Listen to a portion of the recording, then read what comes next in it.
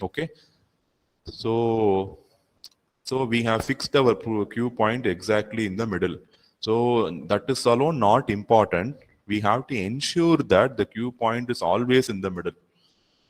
So designing the Q point and fixing it once at the start of the design is not important. You have to always ensure that the Q point is always in the middle. It can slightly, very, very slightly move up or slightly move down. But if it's going to move towards A is going to be the saturation point, or it is going to move towards B is going to be the cutoff point, then the output voltage and the input voltage will not be same.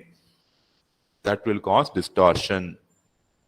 So I just now shown you how a sine wave will look like when the Q point is moving towards saturation or cutoff, right?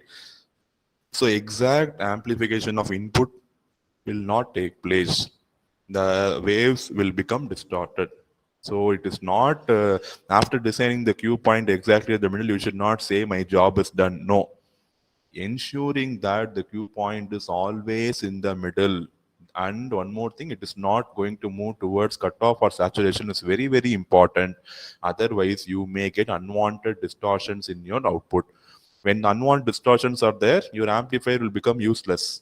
It is not serving its purpose, right?